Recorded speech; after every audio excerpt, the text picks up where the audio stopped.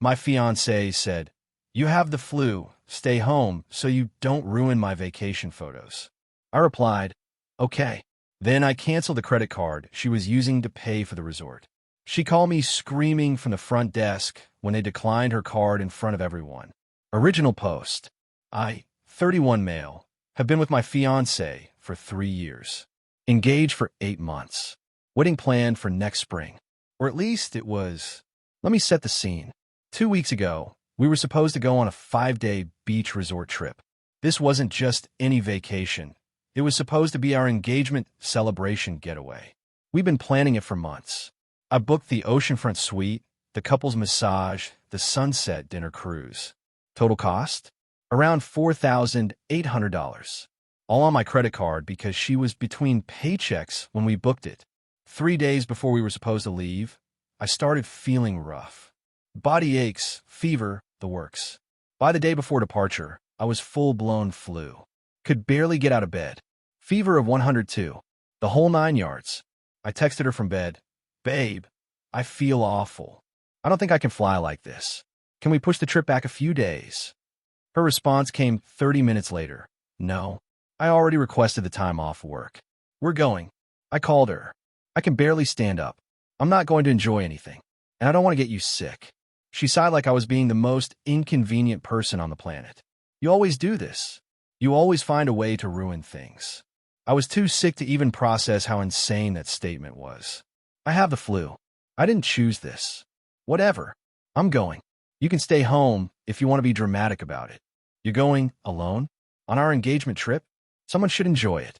I'm not wasting my PTO because you can't handle a cold." A cold. A 102-degree fever is a cold now. "But here's where it gets good," she added. "Actually, it's probably better this way. You look terrible right now. You'd ruin all the photos anyway. Stay home, rest up, and I'll bring you back a souvenir or something." I'd ruin the photos because I was sick. On our engagement trip, I just said, "Okay." She seemed surprised I didn't argue more. "Okay, really? Yeah, you're right. Go enjoy yourself. I'll stay home." She left that night to stay at her mom's house so she wouldn't catch whatever you have before her flight the next morning. I lay in bed, fever burning, staring at the ceiling. And I thought about a lot of things. Like how this wasn't the first time she'd made me feel like an inconvenience. Like how the wedding was costing $35,000 and I was paying for 80% of it. Like how she convinced me to add her as an authorized user on my Amex 6 months ago because we're basically married anyway. Like how she was about to spend 5 days at a resort I paid for, posting photos for Instagram while I shivered alone in our apartment. At 2 a.m., still running a fever, I made a decision. I logged into my Amex account, found the authorized user section, clicked remove user, confirmed. Then I called the resort, explained I was the primary cardholder and needed to update the payment information for reservation. They transferred me to billing. I told them I was canceling the card on file and would not be authorizing any charges. The very polite woman on the phone said, "Sir, your guest is scheduled to check in tomorrow afternoon. If there's no valid payment method, we'll need to collect payment at check-in or we can't release the room." Understand. She can figure that out herself. "Would you like to leave a message for the guest?" "No message necessary. Thank you." Hung up. Took some NyQuil. Passed out. Woke up the next day to my phone exploding. 23 missed calls. 52 text messages. All from my fiancé. The first text, sent at 3:47 p.m. "WTF is wrong with you then?" The card declined then. "Everyone in the lobby is staring at me then." "This is abuse then." "My is going to hear about this." Then a voicemail. Her screaming that I humiliated her in front of the entire resort staff and that she had to call her mom to wire money for the deposit because "you left me stranded like some kind of psycho." Her mom apparently covered the first night. $890. And now my fiancé was demanding I Venmo her mom back immediately. I texted back one thing. "You said I'd ruin the photos." Didn't want to do that. Radio silence for 6 hours. Then, "We need to talk when I get back." I replied, "Agreed. Bring the ring." She's been there for 2 days now, posting Instagram stories of the beach, the pool, the sunset, all with captions like "healing energy" and "choosing peace." Her mom is apparently funding the whole thing now because her daughter deserves this after what you put her through. I changed the locks on the apartment yesterday. My name's the only one on the lease. She's been staying with me for 2 years, but never got added officially.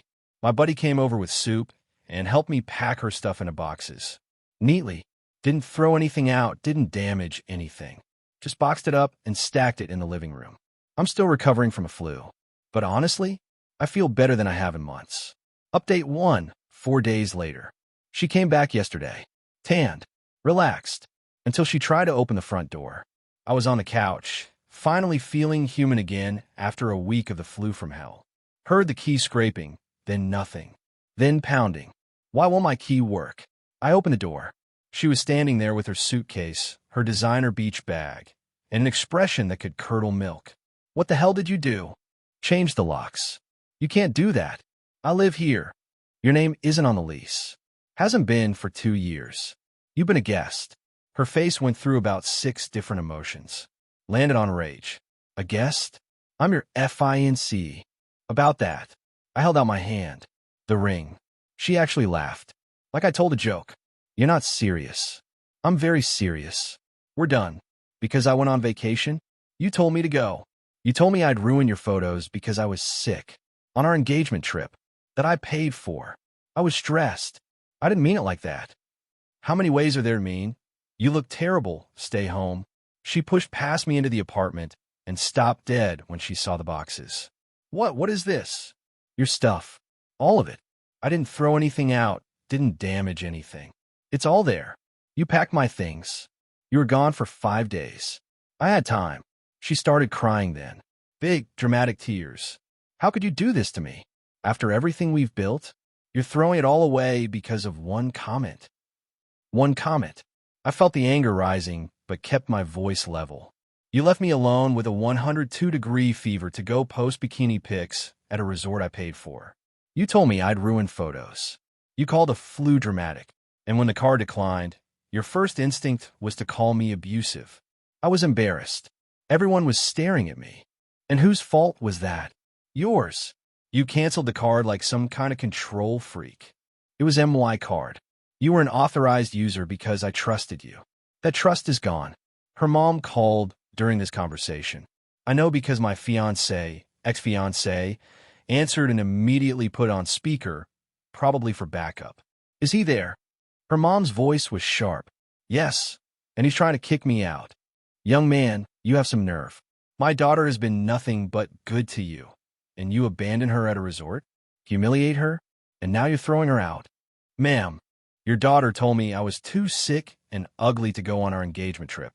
She went alone to a vacation I fully paid for. When I removed her from MY credit card, she called me abusive. Is that being nothing but good to me? Silence. Then, she was stressed about the trip. You should have been more understanding. Understanding of what? Being told I'd ruin photos because I had the flu? She didn't mean it like that. Then what did she mean? More silence.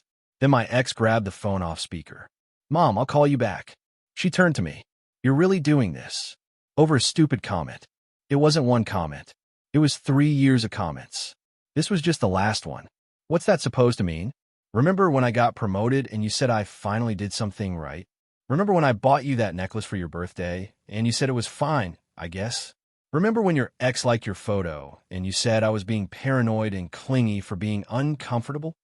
Those were all jokes. They weren't funny. Not to me. She stared at me for a long moment. Then her expression hardened. Fine. You want to throw away 3 years? Fine. But you owe me. I owe you the vacation. You ruined it. You owe my mom $4,200 for covering the rest of the trip. I actually laughed. Couldn't help it. I'm not paying your mom for a vacation she chose to fund after you got caught using my credit card without authorization. Without authorization? I was an authorized user. Was. Past tense. The authorization was removed when I decided I didn't want to fund your solo beach getaway anymore. This is financial abuse. It's my money. My card. My choice. She called me every name in the book. Narcissist. Controlling. Gaslighter. Apparently, I've been emotionally unavailable for years, and she deserves someone who treats her like a queen. I just stood there and let her vent. When she finally ran out of steam, I said, "Your boxes are by the door. You have until 5 p.m. tomorrow to arrange pickup. After that, I'm putting them in the building's storage, and you can coordinate with the super. You're going to regret this." "Probably not." She grabbed 2 boxes and left. Her mom picked her up outside. I watched from the window as they loaded her stuff into the back of her mom's SUV, her mom gesturing wildly and clearly ranting about something. 2 hours later, I got a text from her dad. First time he's ever texted me directly. "Son, I don't know what happened, but I heard both sides. For what it's worth, I think you made the right call. She's been like this since she was a kid. Her mom enables it. I'm sorry. That hit different." Didn't respond because I didn't know what to say. Today was quiet. She got the rest of her boxes this morning. Left the key on the kitchen counter without a word. The ring? She's keeping it, apparently. Says it's legally hers now since I gave it to her. My buddy who's a paralegal says it depends on the state, but it's probably not worth fighting over. $3,200 ring. Consider it the cost of learning who she really was. I should feel worse than I do. 3 years. 8 months engaged. A wedding that was 3 months away. But all I feel is relief. Update 2, 1 week later. Thought things would calm down after she moved out. I was wrong. 3 days after she got her stuff, I started getting calls from vendors. The florist, the photographer, the venue coordinator, all asking if the wedding was still on because the bride indicated there might be changes. Turns out my ex had been calling around, telling vendors that I had cold feet and might be postponing indefinitely, but she wanted to keep the deposits secure just in case. Here's the thing about wedding vendors. They don't care about your relationship drama. They care about contracts and payments. And guess whose name was on all those contracts? Mine. The venue alone was a $5,000 deposit, $2,500 of which was non-refundable. The photographer wanted $1,800 up front, of which $900 was non-refundable. Florist, DJ, catering, all told, I had about $8,500 in non-refundable deposits scattered across 6 vendors. When I called to officially cancel, most were understanding. One coordinator actually said, "Honestly, you're the 3rd cancellation this month. It happens." But my ex wasn't done. The day after I canceled the vendors, I got a letter, certified mail, from a lawyer. She was demanding the return of gifts and shared property accumulated during our relationship, plus compensation for emotional distress and financial losses related to the canceled wedding. The itemized list was hilarious. She wanted $4,200 reimbursement for the resort trip, her mom's money, $3,500 for wedding preparation expenses, dresses, shoes, accessories she bought, $1,200 for a couple's retreat we went on 2 years ago that she now claims she paid for. She didn't. I have receipts. Half the cost of furniture in the apartment. Furniture I bought before we even dated. Reasonable compensation for 3 years of domestic labor. She did laundry sometimes, I guess. Total demand, just over $14,000. I forwarded it to my buddy, the paralegal. He forwarded it to an actual attorney he knows.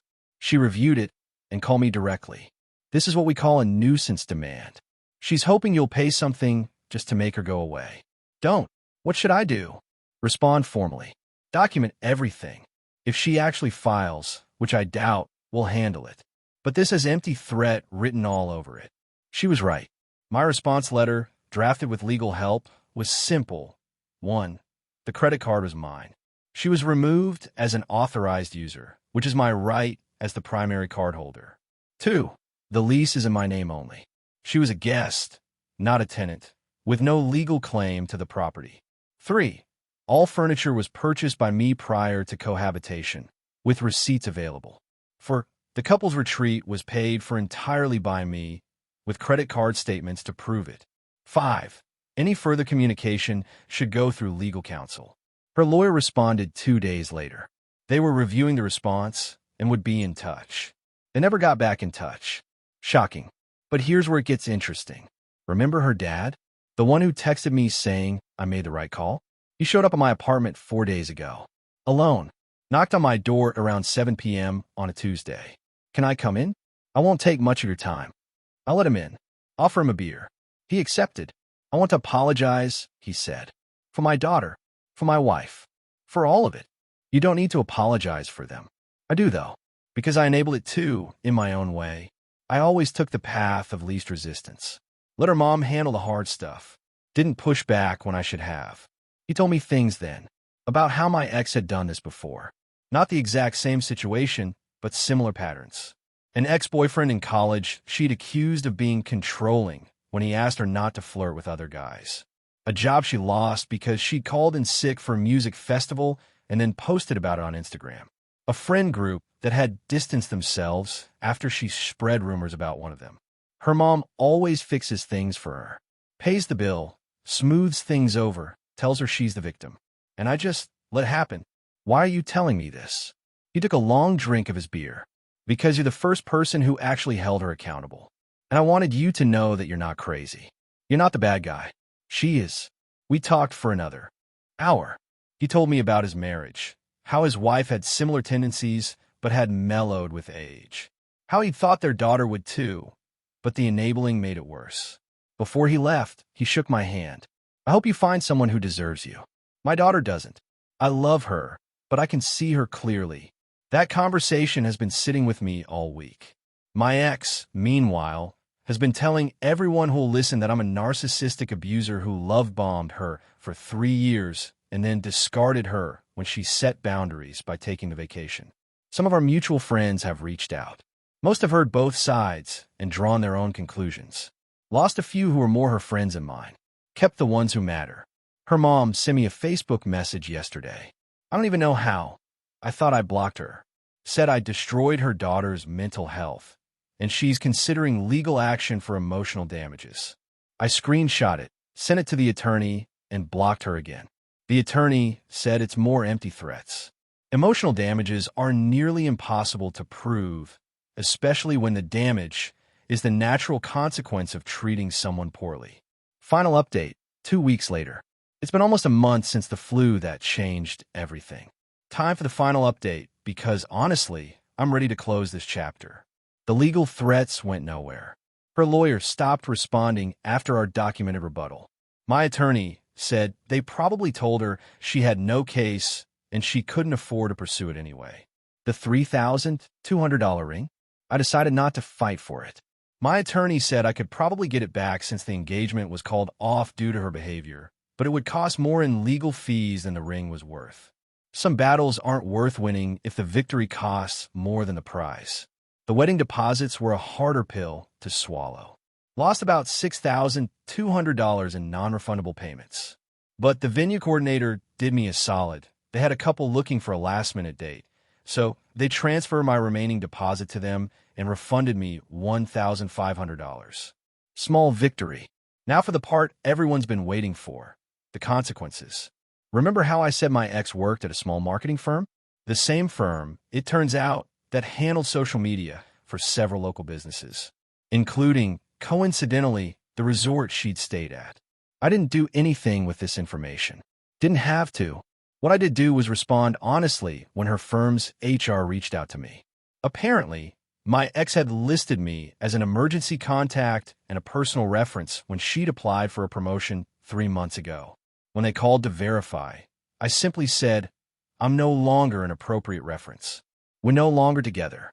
I'd recommend she update her emergency contact information. Professional. Neutral. True. But here's what I didn't know. Her firm had been investigating her for misuse of the company credit card. Small stuff. Personal meals charged as client lunches, and Uber to her apartment listed as a client meeting transport. They'd been building a case for months. When HR heard we'd broken up, they apparently connected some dots. Several of those questionable charges? They were from dates and dinners she'd taken me on and claimed as business expenses. I hadn't known she was expensing them. I thought she was just treating us sometimes.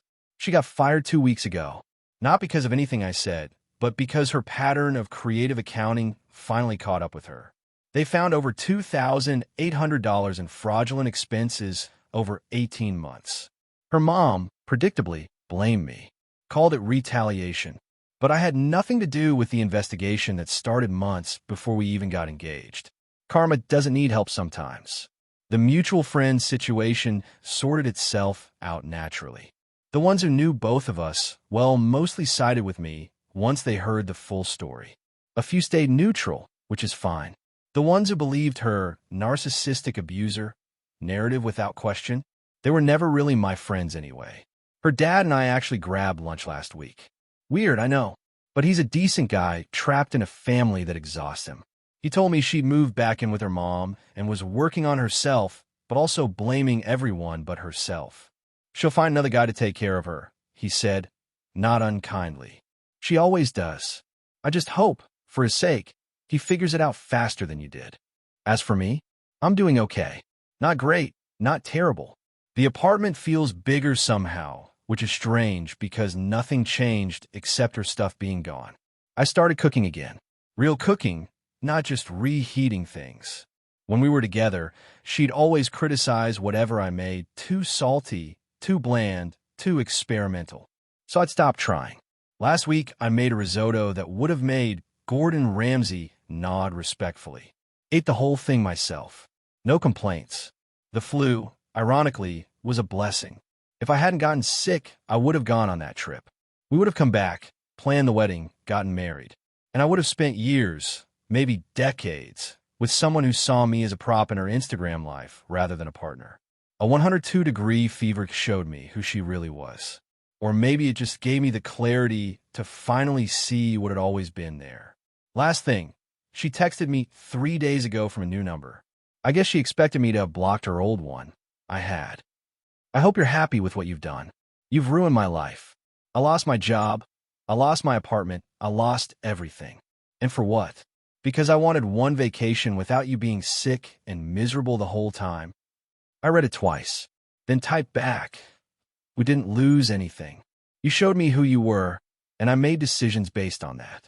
Every consequence you're facing is the result of your own choices, the expense fraud, the entitlement, the way you treated me. I'm not responsible for any of it, but I'm grateful you showed me before the wedding instead of after. Good luck. Please don't contact me again. Blocked the new number. I don't hate her. That surprised me. I thought I would after everything. But mostly I just feel done, like a book I finished that wasn't worth rereading. Some people asked in the comments if I regret canceling the card and not just talking to her about how I felt. Honest answer? No, because I had talked to her for 3 years about how her comments hurt, about feeling like an afterthought, about wanting to be partners, not just her backup plan. She never listened, never changed, never saw a problem. The card cancellation wasn't revenge. It was clarity. She showed me exactly where I ranked in her priorities, below Instagram photos, below her comfort, below her vacation aesthetic. So I showed her where she ranked in mine, below my self-respect. That's not petty. That's growth. To everyone who followed this mess, thanks for letting me vent. Thanks for the support. Thanks for telling me I wasn't crazy when I wondered if I was. I'm going to be fine. Better than fine eventually. And next time I get the flu, I'm going to eat soup on my own couch, watch whatever I want, and not apologize to anyone for being sick. That's the real victory here. Peace.